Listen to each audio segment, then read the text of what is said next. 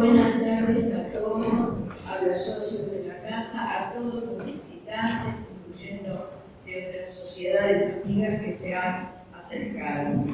Hoy con una situación muy especial, una oportunidad muy particular, porque inclusive después, como todos sabemos, de más de 2 años de tener actividades restringidas, podemos ya hoy en día con cierta o total tranquilidad poder reunirnos en forma presencial.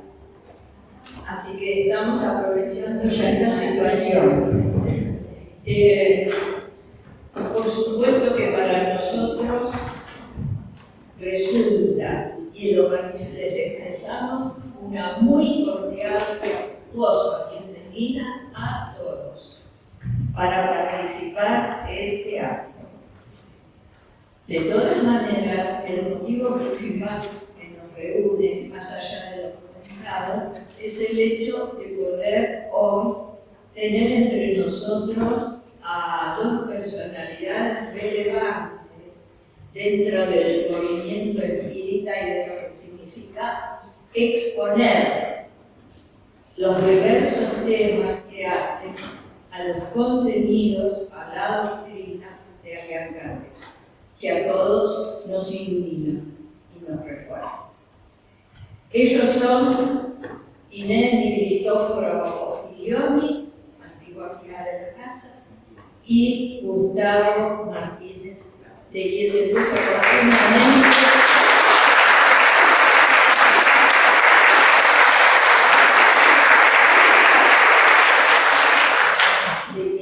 de quienes oportunamente les vamos a comentar otros datos más.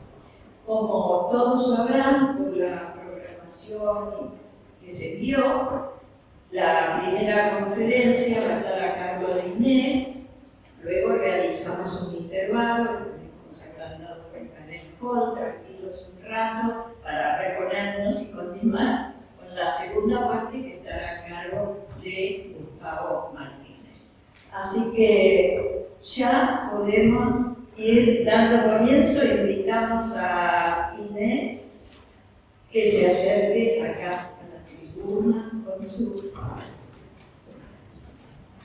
Diremos que nació en la capital federal y que ella es la hija de 2 espíritas, de uno también de gran renombre dentro de las filas espíritas, que fue Luis y Cristóforo Postiglioni, que tuvo también años de labor en Constancia, y Concepción Cético. Los estudios primarios los realizó ya en La Plata.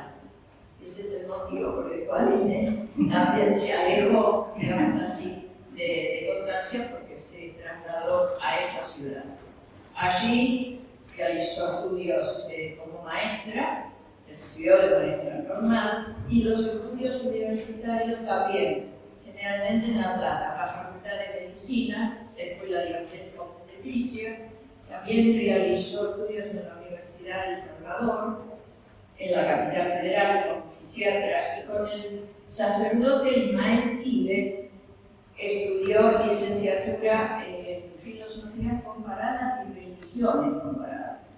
Y paralelamente estudió 4 años en la de medicina en la Facultad de Morón y fue ayudante de cátedra 3 años en anatomía, histología y fisiología. En la doctrina espírita ya concretamente se inició, como anteriormente lo dimos a entender, en nuestra institución Constancia. Ya con 14 años de edad participaba en charlas y conferencias. La primera conferencia tuvo lugar cuando tenía 16 años. También, ya en 1960, condujo el programa de festejos del 60º de la independencia argentina. En 1959 formó consigo jóvenes el núcleo juvenil de Constancia y en 1960 formó parte de la comisión organizadora de FEJA. FEJA es la Federación Espírita Juvenil Argentina.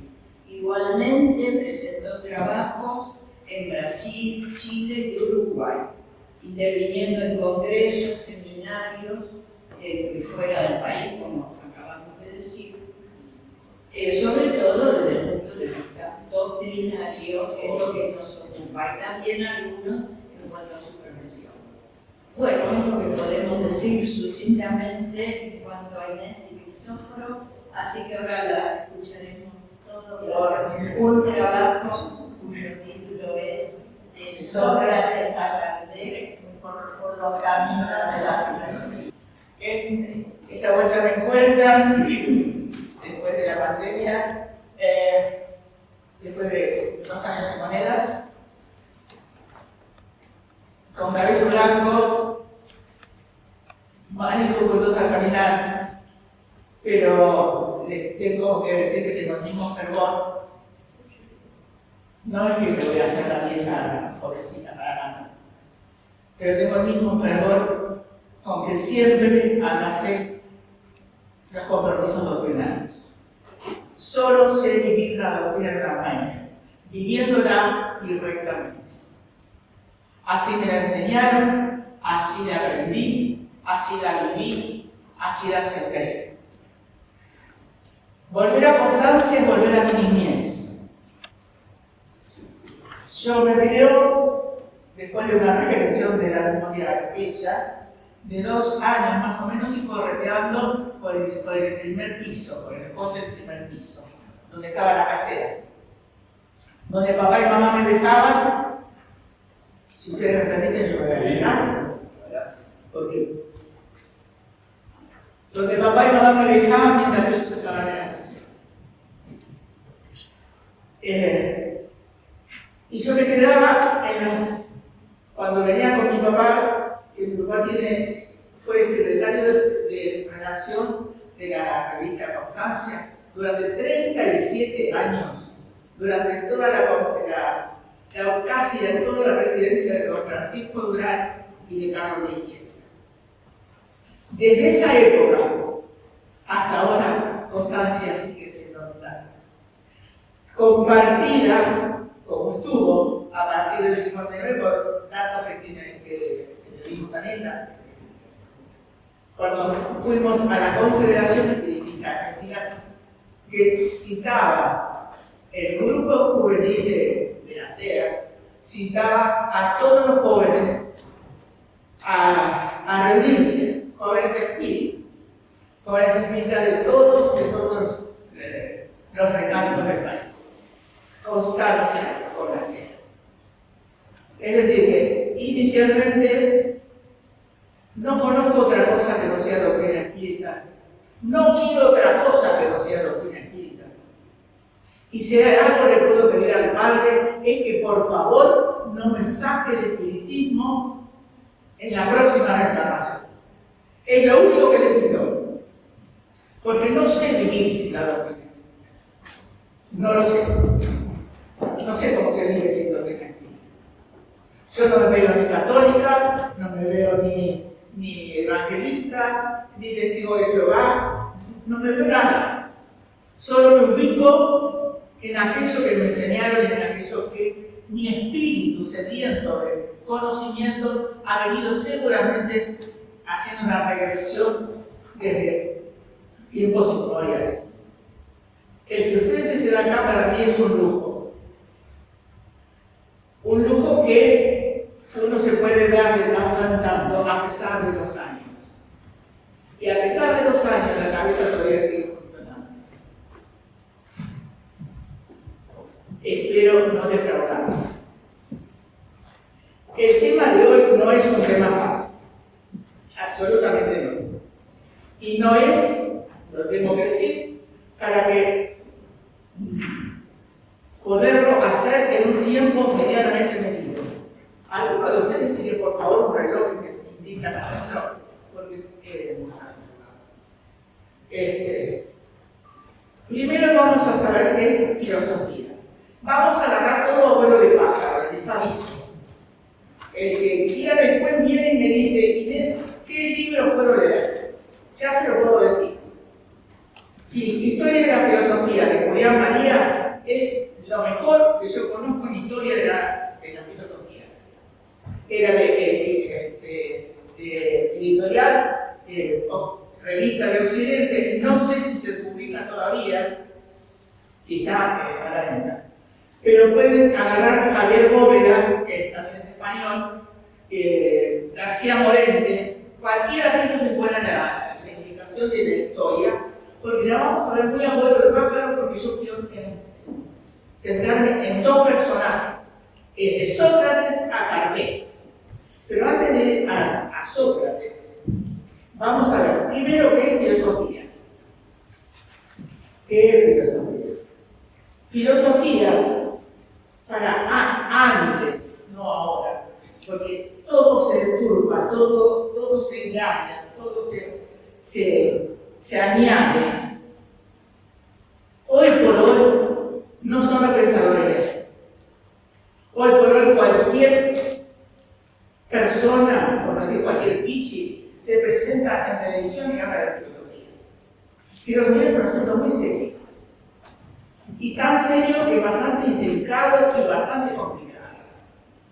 Es una de las pocas carreras que uno puede hacer que realmente permite perdón que voy a utilizar un término vulgar, para la sanata. Da para sanar, queda lindo, Cualquiera hace filosofía. Haciendo política se filosofía también. No, una cosa es política y otra cosa es filosofía. La filosofía es la tentativa de explicar aquello que no puede ser probado. Entonces aprovechan los vivos a sanatear sobre aquello que no conocen. Que es la búsqueda incesante de la verdad. ¿Qué es lo que se buscaba? Cuando el hombre se hizo las tres preguntas, el cómo, el por qué y el para qué, que son las tres preguntas clásicas y básicas de la filosofía. El cómo, el por qué y el para qué. El cómo está, para qué está y para qué sirve. Muchos autores sostienen que filosofía consiste únicamente en hablar de los problemas que no tienen solución, es decir, hablar por hablar. Si nosotros nos remontamos al fondo de la historia, realmente, generalmente y erróneamente, la filosofía arrancaría con Sócrates, y no es así. La filosofía como filosofía arranca de Pitágoras, que es el que funda, el que da el título de filósofo al que tiene el conocimiento. Filo quiere decir conocimiento y filo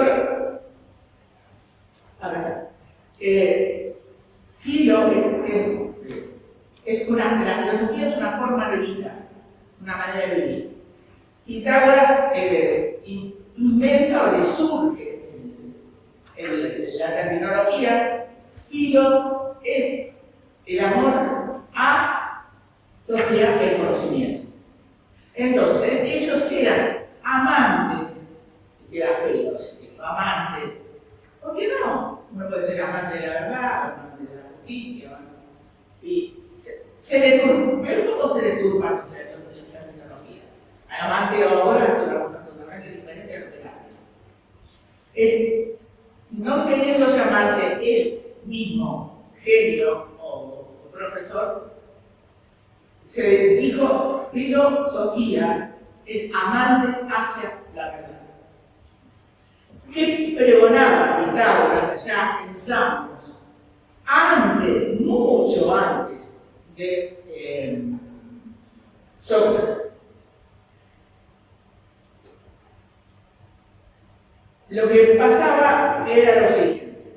En aquel momento había dos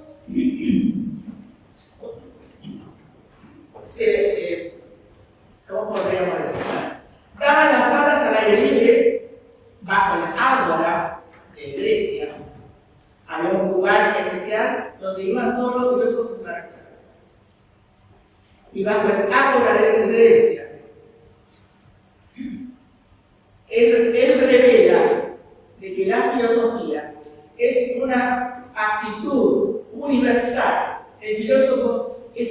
hombre que está siempre renovando las razones de su certeza. Es bastante complicada la definición.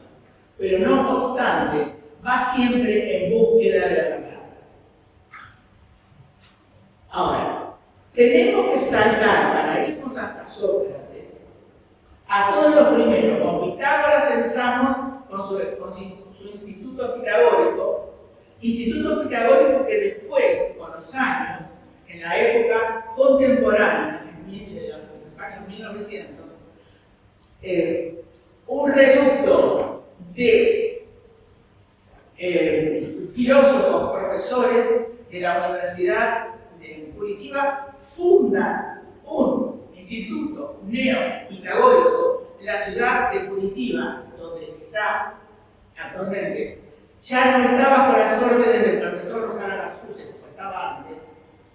Rosara también, por razones de edad, tuvo que partir. Sin embargo, continúa siendo centro de cultura, porque siguen dando no solamente cursos de pitagorismo, sino cursos de filosofía, además de ser reconocido por el municipio y por la gobernación de Estado como monumento nacional a la cultura helénica. Algo tiene que haber en ese instituto para que sea reconocido por los gobiernos estatales de nuestros países sudamericanos que tanto están sufriendo y que tanta cultura están necesitando. Abuelo de pájaro, vamos a nombrar la filosofía, las corrientes filosóficas. Tenemos la antigua, que son los presocráticos y los postsocráticos. Tenemos la parte jónica, que ocupa todo el siglo VII al siglo V antes de Cristo, que abarca Jonia y la Magna Grecia, donde tenemos a Tales de Mileto. Tales de Mileto el que hizo el famoso teorema de Tales. Teoremas de Tales que se encargaron en Lelutier de hacer un acto cómico, precisamente en un cuadro de recitar una burda iniciación de lo que era el teorema de Tales. A mí sería mucho más interesante escucharlo que leerlo realmente. Y tenemos a Anaximandro y Anaximandro. Sin embargo, pasando así, abuelo de pájaro, toda la parte jónica, Pitágoras, desde el fin del siglo VI, es la corriente itálica. No sé por qué. Dicen que porque Samo pertenecía primero a Grecia y después perteneció a Italia. Bueno, esos problemas humanos nosotros trataremos de no mencionarlo porque hay demasiados problemas como para en este momento que estemos nombrándolos. Tenemos a Pitágoras de Samos, a Parménides de Lea, Zenón de Lea, Empédocles y Anaxágoras. Sin embargo, todo lo visto por los pitagóricos, a pesar de ser en aquel momento el único que hablaba de un Dios único, el único que podía hablar de la transmigración de las almas, que es una cosa que no tiene nada que ver con la metempsicosis o la metempsicosis, que son cosas totalmente diferentes, y que van solamente, pueden ir encuadradas dentro del reino animal y no dentro del reino hominal. La migración de las almas se pase del alma de un cuerpo al otro como para evolucionar. Eso hablaba Pitágoras ya en el siglo VI antes de Cristo. No estamos con versión diferente hoy. No estamos con versión diferente. Todavía seguimos transmigrando. ¿Para qué? Para evolucionar. ¿Para qué evolucionar? ¿Para ser mejores personas? Sí, pero también para tapar agujeros que dejamos en una encarnación que no nos fue favorable. Hablaba de un Dios único. Por eso, porque hablaba de Dios único en un medio pagano, Pitágoras, uno de los tantos alumnos que tenía, muy pudiente, no encuentra mejor salida que quemar el instituto. Entonces, como lo rechazó, se le quemó el instituto. El instituto muere como consecuencia del disgusto y de las situaciones, muere Pitágoras. Pero no queda la situación en claro. Ya Pitágoras había dejado por Jenofonte algunas cosas, algunos datos y algunos escritos. Nosotros tenemos en casa cosas que hablan de Pitágoras muy fehacientemente obtenidas a través del Instituto Neopitagórico que está en Brasil. En la Argentina funcionó, estando el día de mi padre, del 61 al 79, el Instituto Neopitagórico de la Argentina, en la cual nos encontramos ideas donde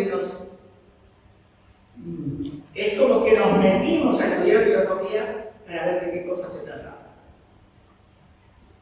Es a partir de Sócrates que la filosofía se transforma en una doctrina con identidad y escuela de afirmación. Pasa a ser de estudio de la realidad que penetra en la intimidad existencial. Sócrates constituye el punto divisorio entre el pensamiento antiguo y el pensamiento en sí mismo, presente a la historia de la humanidad, los principios éticos, morales de la filosofía, estableciendo como base esencial un aforismo que estaba escrito en el santuario de Delfos y que según la tradición era muy antiguo. El conócete a ti mismo. No nos olvidemos de eso porque va a venir atadito a lo que vamos a ver al final de todo. Este autodescubrimiento es la base de la filosofía idealista de Sócrates, por el que ha establecido una realidad trascendental y una realidad proyectada. La divinidad y el hombre. El hombre como ente creador de su propia vida. Toda la filosofía socrática se basa en el hombre, su comportamiento, su arte, su proyección, como ser humano, como ser en sí mismo, cómo es con los demás. ¿Cómo se comporta el hombre cuando está en rueda de amigos ante la pérdida de un juego, por ejemplo? Era muy observado por los socráticos cómo el individuo se ponía, se exacerbaba cuando se perdía un juego. ¿Cómo reaccionaba?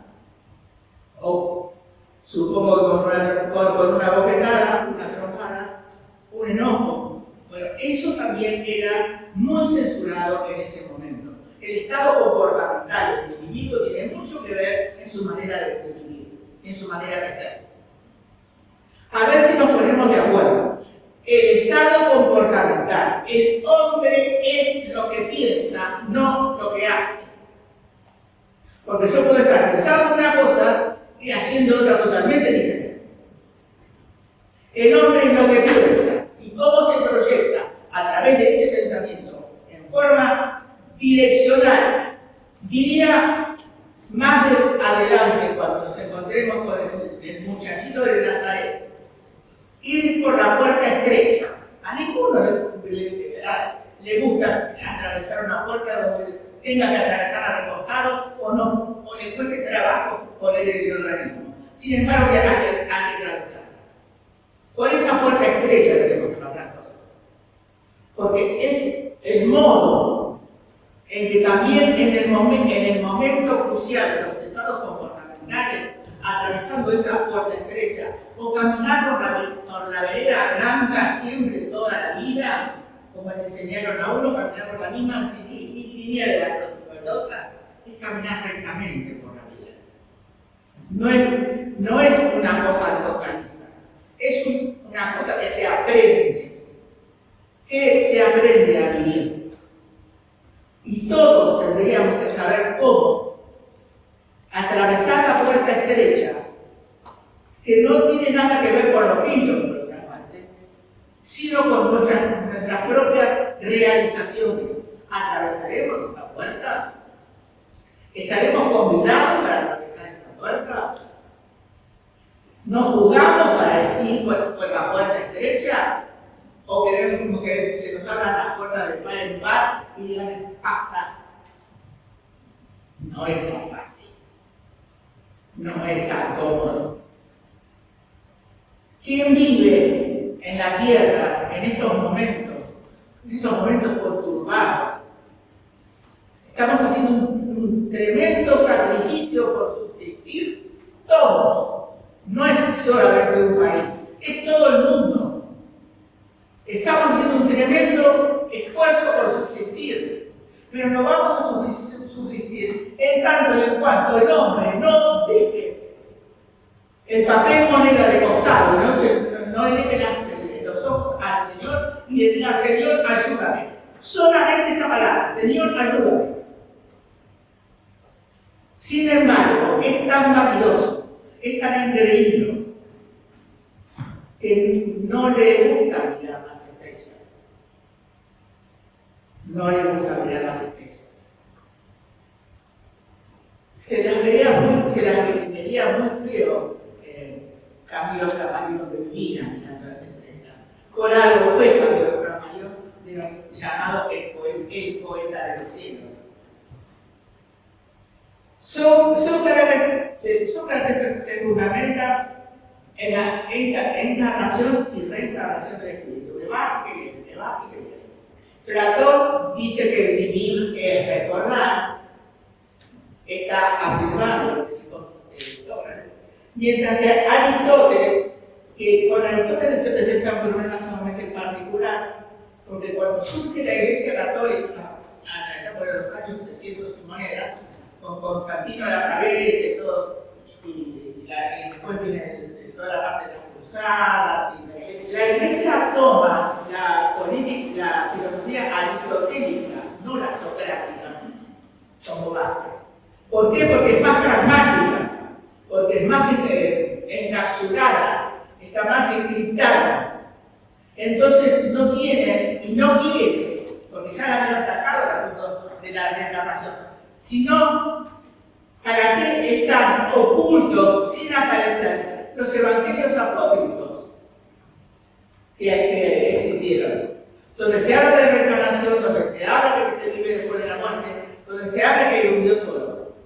Entonces, todas esas facetas vemos hasta dónde las iglesias, cuando se conformaron así en orden, después de orden, una gran orden a nivel mundial, con un enorme edificio llenado de bellas cosas, de bellos cuadros, bellas esculturas, bellos poderes. Yo he visitado una iglesia en Brasil que cuando me dijeron lo que era casi realmente casi y visitando la iglesia de San Francisco en Salvador Bahía y viendo las esculturas, yo estábamos pensando con un colaborador de Nivaldo Pereira Franco y dije, pero eso lo hicieron los negros de África. Sí, necesitas, sí, pero fíjate los ojos. Yo me fijé los ojos y casi me caigo alrededor del suelo. Eran piedras preciosas. La ornamentación que tiene todo el convento de San Francisco, el púlpito que tiene el arte de la iglesia, está todo recamado en oro. Es todo oro macizo. Lo hicieron los esclavos. Y todas las estatuas, todas las figuras, es todo hecho por los mismos negros a través de los árboles que había en la zona y poniendo el color por ojos de este tamaño, no miento, hubiera tenido que traer la fotografía que saqué. Eran de este tamaño las piedras, eran los ojos, eran todas piedras preciosas. Ahora, fuera del convento de San Francisco, al ladito de Nuestra Señora de Bonfim, que son iglesias clásicas en María, la miseria acecha. Chicos pidiendo, chicos vendiendo, madres con chicos con hambre. Pero no les golpea ni siquiera la vergüenza. Ni siquiera la vergüenza. O vale más una estatua de madera que puede representarse con un pedazo de vidrio de color hoy por hoy. Así estamos, el mundo es así. No es solamente el aumento de San Francisco, desgraciadamente. Aristóteles dice que el hombre resulta de una morfología física y espiritual, y ahí se queda. Y si ustedes se acuerdan realmente de la concepción de la Iglesia Católica, hay un cuerpo y un alma, pero no explica más nada. No explica más nada. Y la muerte es muerte, y nadie resurge, nadie volvió para contarlo. No, bueno, perfecto. Vos no lo conociste, pero hay quien vuelve para contarnos la muerte. Si no, no tendría sentido ninguno dentro de la doctrina de los espíritus, que existieran los medios que han existido, y no tendría ningún sentido tampoco la codificación cartesiana si no hubiera sido a través de sus instrumentos mediúnicos. Pero todavía no llegamos a eso. Tenemos las atomistas y tenemos las espiritualistas. Y con esto pasamos directamente a otra cosa. Y tenemos las atomistas clave, Epicuro, Demócrito, Leucipo, Amatedra, del átomo, él no tiene nada más que vísceras. Es una concepción materialista, mientras que Pitágoras, Sócrates, Platón y un poco Aristóteles la tienen muy marcada, sobre todo Pitágoras, Sócrates y Platón. Esta filosofía espiritualista marcada por Pitágoras, Sócrates y Platón, no cuento a Aristóteles, porque Aristóteles ya es propiedad de la Iglesia, como que de Aristóteles no se habla. Para hablar de inmortalidad de alma no hay que hablar de Aristóteles, porque la Iglesia es como que dueña de Aristóteles. ¿Qué es lo que surge? ¿Qué es lo que surge? Surge, aparece, así, de la nada, no, absolutamente no. La nada no existe. El gran divisor de las aguas, de tal manera, pesa su figura en la humanidad que se puede hablar de antes y después de él.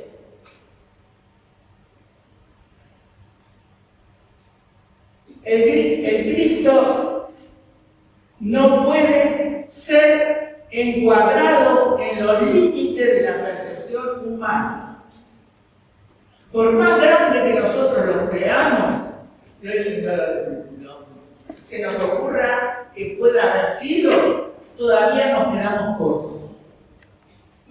Pero la aparición de Él, sacrificándose por los hombres de la tierra, diría yo, ¿por qué su figura, a pesar de todo, no escapa ni siquiera a aquellos que no creyeron en él? Tiene que haber sido una aparición tan grande, tan importante, tan básica, pero a la vez complicada y a la vez antojadizamente amorosa, para que le pueda interesar desde Napoleón hasta Voltaire, desde Mao Zedong hasta Hitler. Todos dijeron todo de todo sobre él. Sin embargo, él se mantiene en su sitio. Él no está. Él sigue estando. Rey Marius en Alemania, Renan en Francia, atravesando Herder y David Strauss. Bruno Bauer y Enrique Paulus hicieron todas clases de disquisiciones en pro y en contra. No dejan de... ¿Por qué no dejan de pensar en Él? Están obsesados con Él. Convertite, haz de esa obsesión un amor y te vas a sentir tan bien. Te vas a sentir tan feliz. Le podés hablar frente a frente sin faltándole el respeto, porque es el hermano hacia el cual tenemos que ir. Es el ejemplo por excelencia. Él es el ejemplo por excelencia. Por algo, se lo toma como ejemplo. Desde Flavio Josefo, Papina, junto con otro, pasando por todos los discípulos, clasificando y determinando sobre él, imaginándose dueños y señores, queriendo que el macrocosmos, que decía toda la humanidad, entrara en el microcosmos, de aquel que ya era, como dicen las escrituras, antes que viniera Abraham. Es decir, ya estaba cerrado arriba. Es decir, a ver qué hago por esta humanidad que me da Padre y por la cual me voy a arrojar. Ni siquiera le dijimos gracias. Aún hoy se opone a la pequeñez humana, y esto es importante que lo lea porque no me lo voy a olvidar todo. Aún hoy, con todo lo acontecido, como se comporta el hombre, sobrevuela todo y cualquier concepto y definición igual que se le quiera dar. Sigue siendo un foco solar para todo el mundo. Se puede oír su ternura, su amor, su comprensión, su tolerancia, su paciencia, su bienestar. Resuena con dulzor, aún dentro de nosotros, su voz, cuando Él puede hablar o decir, o leer, cuando lo leemos en voz entrada, cuando nos dice, no temáis, soy yo. El no temáis, soy yo, indica que el cristianismo es un ente divisor de la historia, ideas, sentires e interpretaciones. Se llaman y se dividen de tal forma de que todas las órdenes religiosas que se formaron a partir de Cristo, algunas para divulgarlo, otras para explotarlo, otras por conveniencia, se empezaron a formar órdenes religiosas. Surgieron los primeros, pero los franciscanos, con Francisco de Asís, no podía ser otro. No podía ser otro que la Iglesia. Francisco de Asís. Surge la patrística y la escolar. La patrística es la estructuración filosófica de los padres de la Iglesia. De los padres de la Iglesia. De los padres del cristianismo ninguno perteneció a ninguna orden religiosa. Y los que hablan precisamente en los evangelios no son San Pablo I y San Pablo no hicieron filosofía. Juan, Mateo, Marcos, Lucas y Juan, más Pablo de Tarso, no hicieron filosofía. Fueron narradores de las cosas que sucedieron. ¿Podríamos decir que hay algo de filosofía en Pablo? No. En Pablo lo que surge y resurge siempre es el arrepentimiento de haberlo perseguido, por un lado, más el enamoramiento hacia la doctrina que había traído. Y hace ese sentido de adoración, que hace que quien lea Pablo de Tarso es imposible no enamorarse de ese personaje, que no escribió como escribían nosotros, porque pasó gran parte de su vida preso en una cárcel y no tenía ni computadora, ni papel, ni máquina de escribir, ni una miserable pirogue. Eran todos grafismos hechos en cuero de carnero que él los escribía desde el piso de su cárcel, los cincelaba. Piensen un segundo lo que estoy diciendo es una mentira. 30 años haciendo las epístolas, estando preso. Mayor sacrificio no le pudo dar al Cristo el haberlo perseguido. Pablo se levanta como una horda, levantando enorme, tan grandote como era enorme en todos los sentidos, intelectualmente, culturalmente, económicamente. Pablo sale, rompe la ola de la mediocridad y nos deja en las epístolas. Es un canto al amor a Cristo. Por favor, se destaca en la patrística, son eclécticos, de Porfirio y Plotino, son nombres nada más, no tengo que la verdad que encima son aburridos, no se preocupen. Forman y difunden dogmas. Están los agnósticos que luchan, la lucha de Dios contra el mal, es Dios el que lucha contra el mal. Los apologistas que defienden al cristianismo, siendo San Agustín su mayor exponente. ¿Por qué nombra a San Agustín?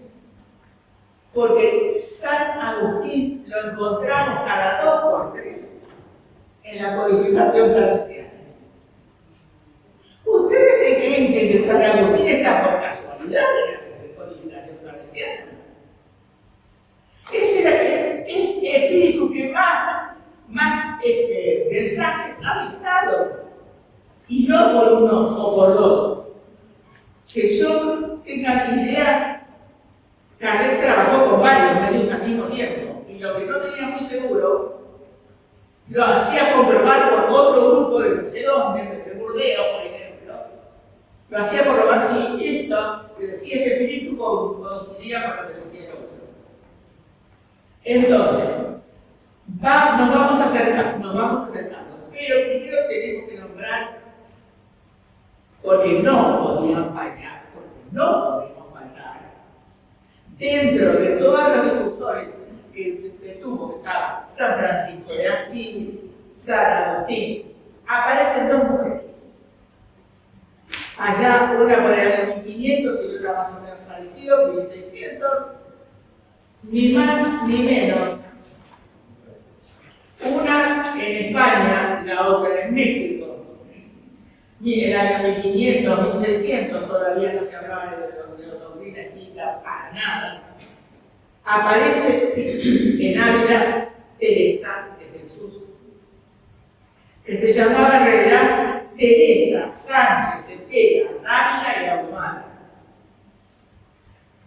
hija de un señor feudal, dueño de una tremenda fortuna.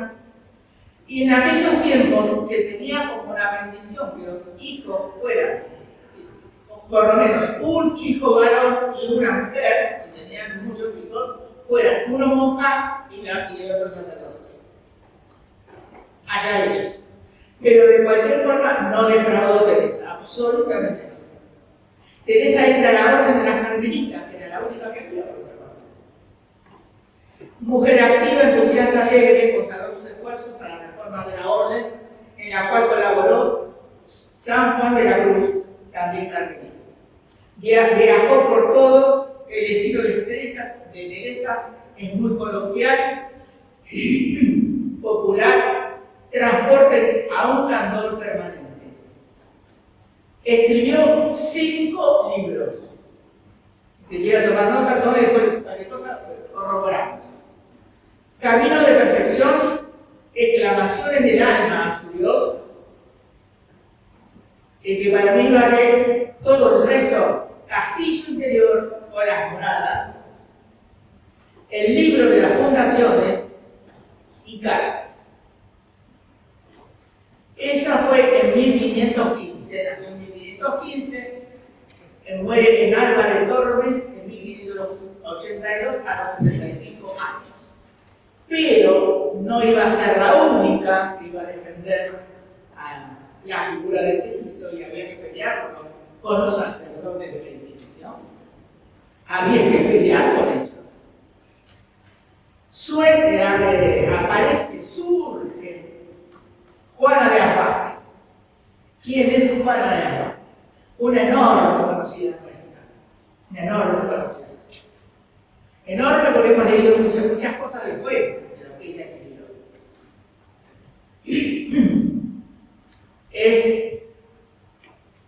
Nace en San Miguel de Pantea, a 80 kilómetros de México, Juana de Apaje y Ramírez de Santillana, hija de padre español y madre indígena. Paremos las rotativas. ¿Qué les dice eso? Padre español y madre indígena.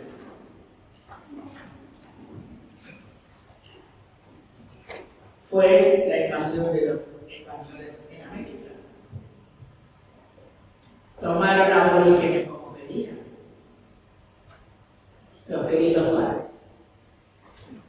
Pero tuvo una buena niñez y como no quería compromiso con los religiosos, se dedicó a la escritura y la mucho se escribió. Diatribas, investigaciones sobre mujeres muertas en la Biblia, hace escritos que comprometen al clero, comprometen de la forma, no sabían, muere en el convento a los 44 años, en 1695. Surge después el espíritu de ella, y veamos por qué es una cosa conocida por nosotros. Es Sor Juana Angélica de Jesús, que después de 66 años de desencarnada, reencarna en 1761 en una familia acomodada en Salvador, Bahía. Tenía 21 años cuando entra en el convento de Lava, era franciscana, convertida después en abadesa, y el 20 de febrero de 1822 defiende con honra el convento, es asesinada por soldados que luchaban contra la independencia de Brasil y tenían 61 años. Conclusión, señores, no hemos estado hablando ni más ni menos de Juana de Ángeles. Por intermedio de Divaldo nos llegan los mensajes de Juana, y es este mismo personaje en 3 o 4 cuerpos diferentes. Después me digan que no existe la reencarnación.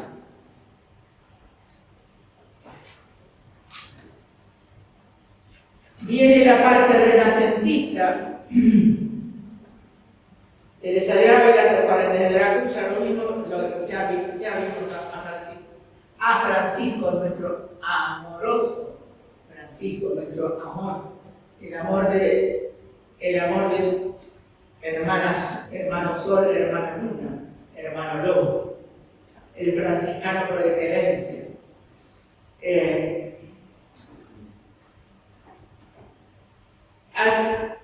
Para llegar a esto, hemos salteado cinco etapas de la filosofía para llegar a esto que vamos a ver ahora como último recurso. Para llegar a dónde queremos llegar nosotros. Y queremos llegar a los años 1800, 1700. Entonces hay que barrer todo qué era, qué había en parte de la época en que nosotros nos queríamos ubicar con el profesor Rival. Había un positivismo impresionante. El positivismo siempre fue materialista, nunca fue espiritualista. Nosotros vamos en búsqueda de esta filosofía que nos va a enfrentar con la filosofía empírica. La otra no es que no nos interese, no nos importa. Lo único que tenemos nosotros en la mano es la doctrina de los espíritus. Y es eso lo que tenemos que defender. Es eso por lo cual estamos acá hablando, no sé si hablando o aburriendo. Por favor, sean sinceros, no pueden mentir en este recinto. No pueden mentir, aburriendo o informando. Aprendiendo. Vamos bien. Entonces, estamos en una situación donde el materialismo explota como explotó aquellos que pegan ganas como yo. Lo hemos vivido. ¿Se acuerdan del existencialismo? ¿Se acuerdan del amor libre? ¿Se acuerdan del gallo francés? Bueno, así, de esa manera, perdón por el término, asquerosa, burda, insociable, negativista, nihilista, queda de costado el positivismo de Comte, el materialismo de Marx y Engels, que ahora lo quieren volver a poner en el siglo XXI otra vez sobre el tapete. Déjense, ¿dónde está la evolución? Se quedaron en el siglo pasado, gente. El pesimismo de Nietzsche, Dios no existe, Dios ha muerto. Sí, bueno, vos morite vos y vos me contás. El criticismo de Kant. Dejamos así de costado 5 sistemas filosóficos que tampoco nos importa. Porque para perder tiempo, para llenarnos de porquería, más que no. Ni toquemos los libros. Porque nosotros no estamos para esto. Estamos para otra cosa. Y no es que seamos elegidos. Vinimos a la doctrina por propia decisión, porque la pedimos, porque la necesitamos, porque la vamos a necesitar siempre. Entonces, sobre ese vuelo aparece el positivismo de Comte, el materialismo de Marx y Engels, el pesimismo de Nietzsche y el criticismo de Kant. En ese ambiente fétido, horrible, espantoso, surge en París, nace uno de los tantos nacimientos que se produjeron, fue de alguien muy importante para nosotros, sumamente importante. Es decir, nosotros sin él no somos nada. Nace Hipólito León de Echeverría. Ni más ni menos. ¿Por qué hago esta disquisición? Por la sencilla razón de que va a ser hijo único, va a ser muy bien educado, lo mandan a Suiza a estudiar ni más ni menos que con Pestalozzi, el padre de educación. Uno de los padres de educación que a su vez había estudiado con Rousseau todo lo que sea el contrato social, con Saint-Simon, que también colaboró en esa situación. Y no nos tenemos que olvidar de que todo lo que sea Saint-Simon, todo lo que sea Pestalozzi, todo lo que era Emerson, Mazzini, Carlyle, fue la gesta de la Revolución de Mayo de 1810. Moreno, Castelli, Bernardo de Monteagudo, Belgrano y French se reunían porque tenían idea de cómo venían a ver desde lo social. empecemos a abrir ojos sobre esta cuestión que hoy por hoy no tiene salida en ningún país. Porque todos adolecen de cánceres sociales. No podemos mirar de reojo únicamente la parte doctrinaria si no vemos la parte social incluida en ella. Porque la doctrina es una doctrina social. Porque la doctrina del Cristo fue social. Porque el Cristo no vino para los ricos. El Cristo vino para los menesterosos, para los pobres, para los pecadores, para los rengos, para los leprosos. El bueno de la viuda, ¿se acuerdan ustedes de la palabra del bueno de la viuda? No vino para los ricos, vino para los pobres. También la doctrina tiene el contenido social a través de las leyes morales que figuran en el libro de los Espíritus. Las 10 leyes morales que figuran en el libro de los Espíritus. Está la última, que es la número 10, que habla de justicia, amor y caridad. Y acá les doy un caramelo. Por ejemplo, es un enfoque total hacia las 3 revelaciones. La de justicia fue, ¿cuál? La primera revelación les parece a ustedes que fue. La de Moisés fue Moisés en el monte Nebo que recibió las tablas de la ley, los 10 mandamientos. ¿Son básicos los 10 mandamientos para la simplicidad? Sí, señor, son básicos. Sí, señor. Vienen de Dios. Primero, la ley de justicia. Segundo, la ley de caridad. La ley de amor. ¿Quién es la representación del amor? El muchachito de Nazaret. No podía ser. Jesús. La implantación del amor. Amar al prójimo como uno mismo. Conoceréis la verdad y la verdad os hará libre. Segundo. Y la de justicia, justicia, amor, caridad. La de caridad es la revelación cartesiana, señores. Porque tenemos como emblema de que fuera de la caridad no hay salvación. Esa ley, la ley número 10 de las leyes morales, sintetiza las 3 revelaciones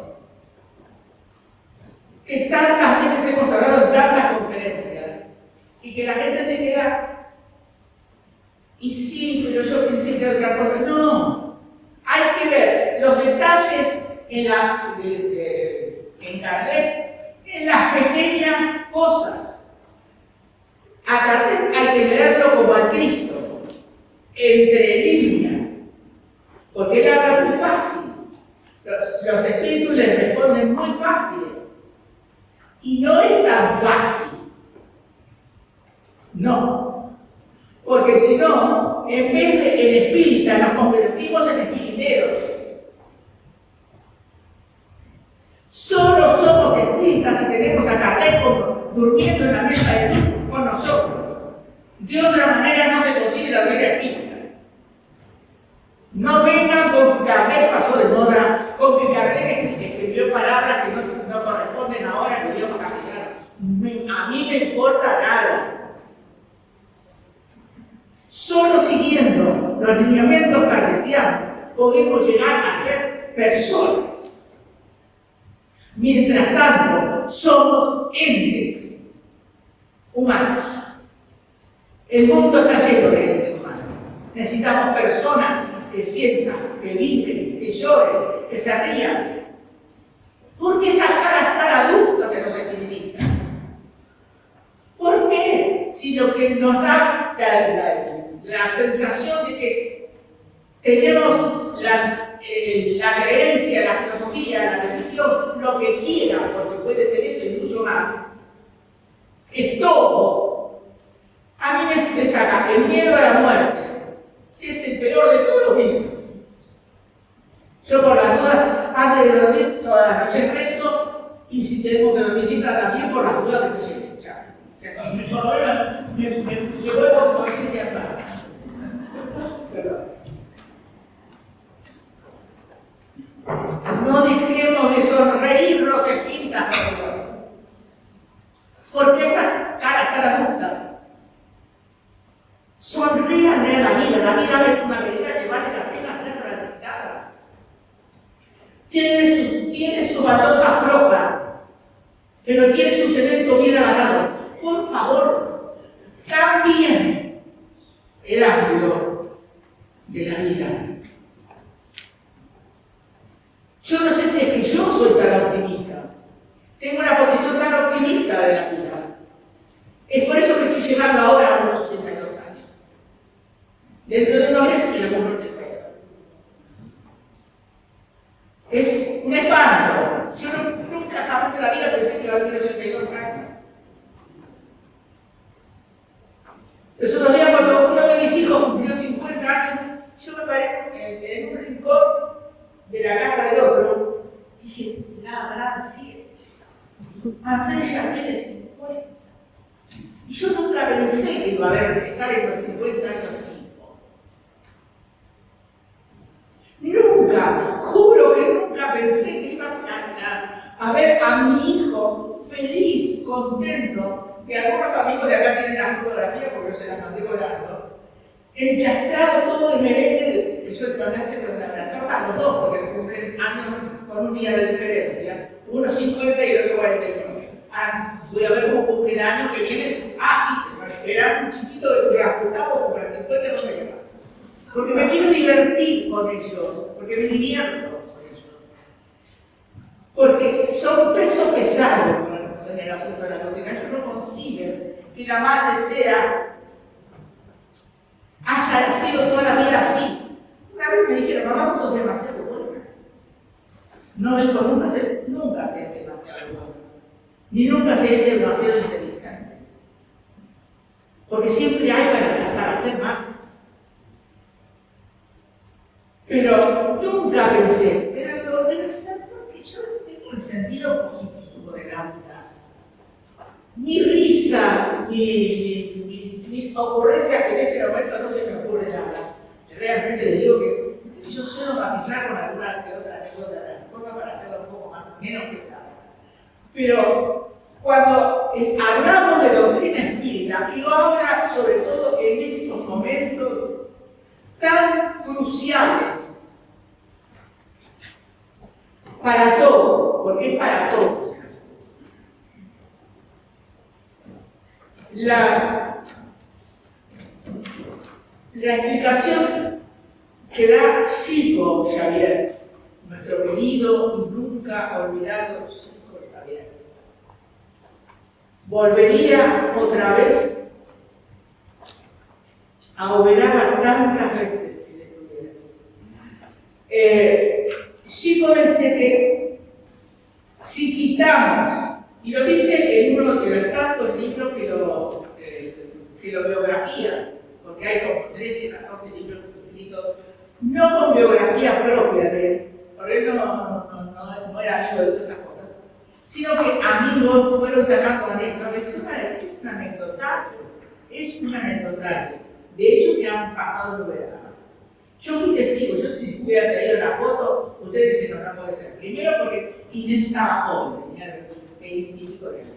Pero por el otro lado, riéndonos los dos de algo que había sucedido, parecemos dos rinocerontes.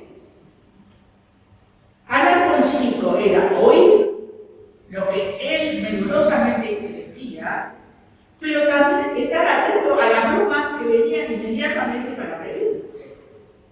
Y Chico sufrió un montón de internaciones, un montón de operaciones, nació casi ciego de un ojo, se quedó sin la madre.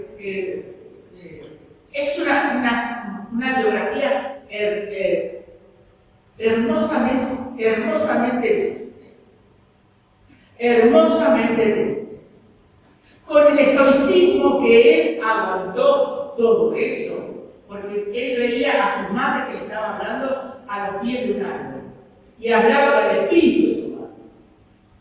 Chico dice en uno de los tantos anecdotarios, si le quitamos la religión al espiritismo, queda como un cuerpo sin corazón. Si le quitamos la ciencia, queda como un cuerpo sin cabeza. Pero si le quitamos la filosofía, queda un cuerpo sin miembros.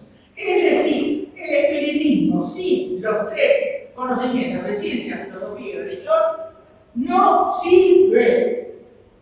No está completo, no es que no sirva, no está completo.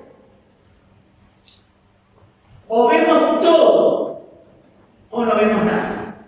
O vemos todo y somos espíritas, o vemos parcialmente y somos espiriteros. Punto. Yo me invité, no es el espiritero no es invención mía, fue invención del ingeniero José Salvador Fernández, que fue vicepresidente de esta casa. Hablábamos incesantemente cuando pasábamos las vacaciones que se hablaban problemas de la doctrina y le decía a Cristóforo, los espiritistas argentinos se dividen en los que son los espíritas y los tanos espiriteros. A mí se me quedó grabada, la hice mía, recuerdo al ingeniero Fernández de Paso y acabó. Dice Emmanuel, si te brindas a las ideas de perfeccionamiento y progreso, no te apartes del trabajo que renueva, del estudio que perfecciona, del perdón que ilumina, del sacrificio que ennoblece y la bondad que santifica. Es decir, ¿tenemos todos estos todos juntos? No. Pero tratemos de aportar la mayor cantidad posible para que el perfeccionamiento sea parcialmente coherente. Kardec, cuando recibió de manos en casa de Madame Petisson ayúdame, Gustavo. Carlotti. No, Carlotti es el que le dice que las mesas hablan. Y él no le cree. Porque dice, no puede hablar en una mesa. El general los 52 cuadernos. Bueno, ya va a salir. Alguna esclerosis que vos tenés mal. Cuando él recibe esos 52 cuadernos, en donde se habían anotado todos los trabajos mediúnicos hechos, probatorios, con Didier, con Madame de Maison, con este otro bendito que era un escritor, que es más, uno de sus libros se hizo ópera y la rompió y había la plata que quiso porque después de ahí no se alejó de la doctrina, pero se alejó de leer. Cuando él agarra y toma esos 52 cuadernos, 54 cuadernos escritos, recibe en casa de Madame de Maison, ella tenía un cierto concepto de todo lo que podía hacer, no espiritualismo, sin magnetismo. Tenía sus chiches porque lo de mente lo había dejado al profesor, porque era profesor. Porque Kardec no necesitó de la doctrina espírita para ser famoso. Kardec ya era famoso cuando era el profesor Rivail, autor de 52 libros escritos sobre enseñanza. Vayan a ustedes a hablar de didáctica a Kardec y los va a salir vendiendo al maná. 52, muchos de ellos premiados por la Academia de Rice, que en aquel momento era lo más, el premio Nobel. A ver, el premio Nobel. Y sin embargo, siguió investigando, siguió preguntando, siguió dudando para llegar a ese pentateuco cartesiano, que son 5 libros, pentas son 5. Ahora,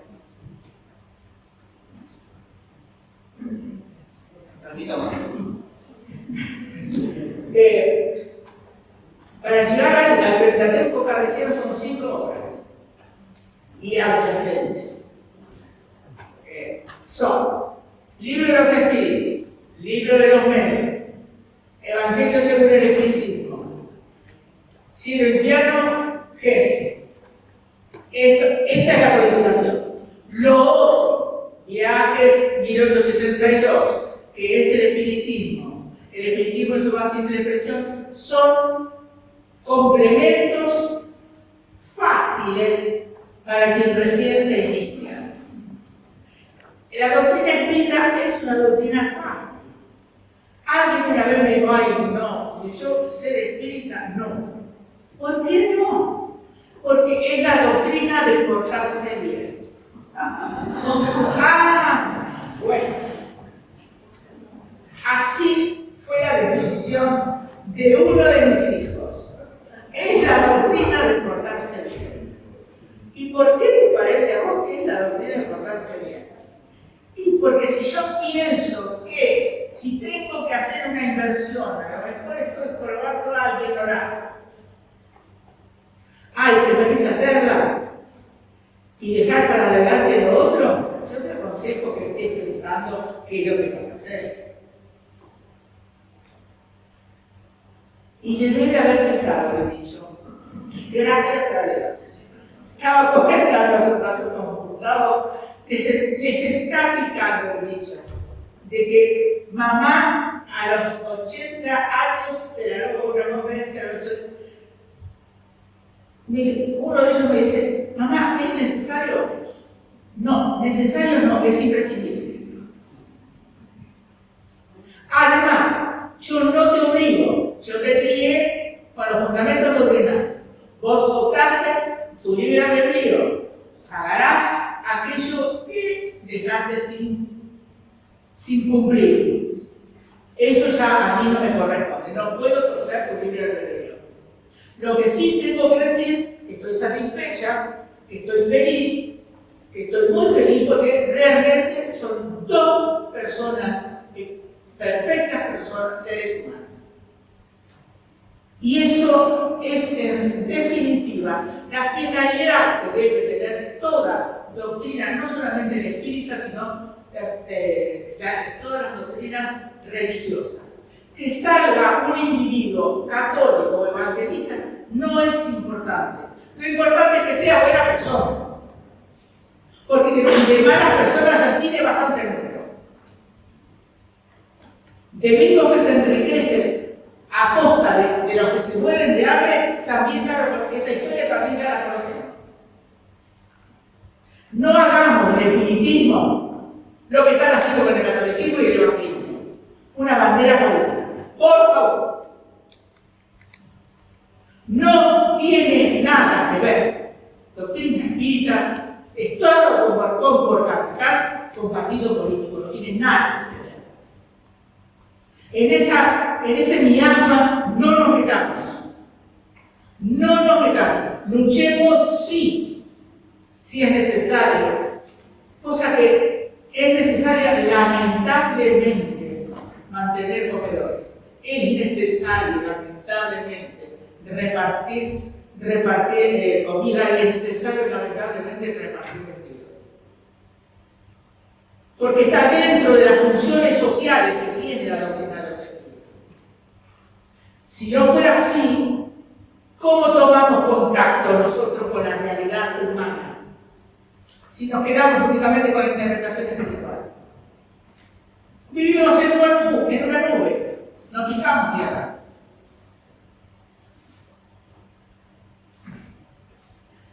Entonces, terminamos aquí. Estamos terminando. El espiritismo es ciencia, filosofía y religión, facetas que están fuera de toda discusión y tiene como base cristiana y evangélica. También no tiene discusión. Entonces, si acompañamos la gestación, uno que ya viene de familia espírita, de bisabuelos espíritas que bajaron del barco con el libro de los espíritus bajo el brazo, no es solamente un lujo, es una tremenda responsabilidad. Porque es una dinastía de espíritus por los dos lados, tanto de mi padre como de mi madre. Es una tremenda responsabilidad hablar de la doctrina de los espíritus, pero es el tema más lindo y es el más lindo. Y si ustedes me permiten, yo voy a cerrar de Miguel de Unamuno, cuando él en un escrito habla sobre el Cristo, quiere dilucidar el problema del Cristo y la puerta estrecha.